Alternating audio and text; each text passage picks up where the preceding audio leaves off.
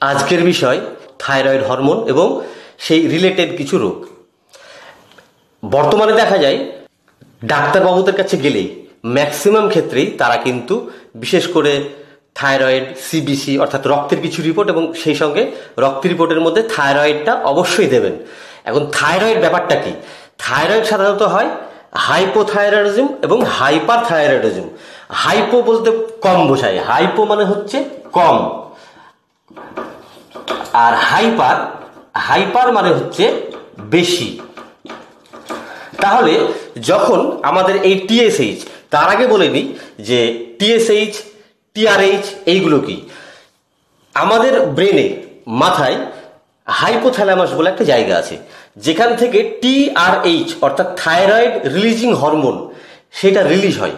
সেইটা গিয়ে পিটুইটারিতে, পিটুইটারি একটা গ্ল্যান্ড আমাদের ঠিক মাথার ফ্রন্টাল লোবে সামনের দিকটায় অবস্থিত।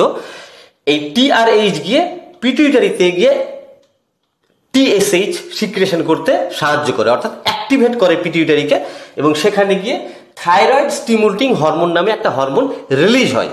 সেটা ব্লাডে মিশে গিয়ে সরাসরি চলে আসে আমাদের এই থাইরয়েড গ্ল্যান্ড। এই যে এটা হচ্ছে আমাদের থাইরয়েড গ্ল্যান্ড, ঠিক প্রজাপতির পাখার মতো দেখতে। এইখানে গিয়ে এই থাইরয়েড গ্ল্যান্ডকে অ্যাক্টিভেট করে। যখন থাইরয়েড গ্ল্যান্ডকে সে অ্যাক্টিভেট করবে তখন T3 এবং T4 নামে দুটো হরমোন ওখান থেকে নিঃসৃত হবে। ডাক্তারবাবুরা টিএসএইচ এর সাথে সাথে টিএসএইচ, সেই সাথে T3 এবং T4 এই টেস্টটাও অনেক সময় দিয়ে থাকেন। এই T3 এবং T4 এই দুটি হচ্ছে আমাদের থাইরয়েড হরমোন। তার মধ্যে এই T3 আমাদের শরীরের মেটাবলিজমে সাহায্য করে, অর্থাৎ শরীরে যে সমস্ত খাবারগুলো আমরা খাই সেই খাবারগুলোকে বার্ন করতে কিংবা মেটাবলাইজ করতে সাহায্য করে এই T3। আর T4 হচ্ছে রিজার্ভ, অর্থাৎ T4 হাতে থাকে, মানে ওটা রিজার্ভে থাকে। প্রয়োজন অনুযায়ী T4 T3-তে কনভার্ট হয় এবং T3 আমাদের শরীরে বায়োলজিক্যাল অ্যাকশন সম্পন্ন করে।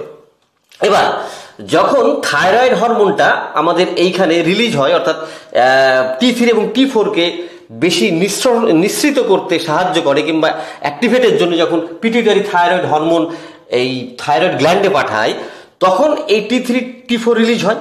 কিন্তু নর্মাল রেঞ্জে, অর্থাৎ আমাদের নর্মাল রেঞ্জ হলো 5.6 এই অ্যামাউন্টে যখন থাইরয়েড, এই অ্যামাউন্টের মধ্যে যখন টিএসএইচ থাকবে সেটাকে আমরা নর্মাল বলবো। পিটুইটারি থেকে সাধারণত 3, 4, 5 এই রেঞ্জে আমাদের টিএসএইচ নিঃসৃত হয় এবং এইখান থেকে T3 T4 তার পরিপ্রেক্ষিতে আমাদের রক্তে রিলিজ হয়।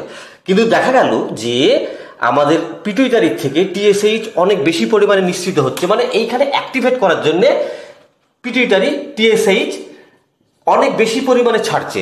দেখা গেল যে 10, 12, 20, এমনকি 100, 150, 200 পর্যন্ত হতে পারে, তবুও কিন্তু T3 এবং T4 রিলিজ হচ্ছে না। তাহলে আমরা সেটাকে বলবো যে হাইপোথাইরয়েডিজম, এই যে কম, হাইপোথাইরয়েডিজম। তার মানে টিএসএইচ বেশি নিঃসৃত হলেও আমরা কিন্তু তাকে আমরা বলছি হাইপোথাইরয়েডিজম। কিন্তু দেখা যাচ্ছে যে উল্টোটা কিরকম, এই টিএসএইচ আমাদের কম নিঃসৃত হচ্ছে, প্রায় 1 কিংবা 0.5 কিংবা 0.25। সেক্ষেত্রে দেখা যাচ্ছে T3 এবং T4 অনেকটা হাই নিঃসৃত হচ্ছে। তখন আমরা তাকে বলবো যে হাইপার থাইরয়েডিজম।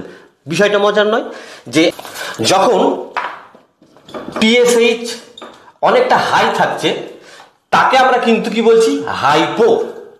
কিন্তু টিএসএইচ যখন অনেকটা কম থাকছে তখন আমরা বলছি হাইপার। ঠিক উল্টো ঘটছে। তার মানে এই T3 T4 আমাদের ব্লাডে অ্যাভেলেবিলিটি কতটা সেটার উপরই আমাদের নির্ভর করে যে হাইপো অথবা হাইপার। এই বিষয়টা আশা করি সবাই এখনো পর্যন্ত বুঝতে পেরেছেন, বোঝাতে পেরেছি আমি।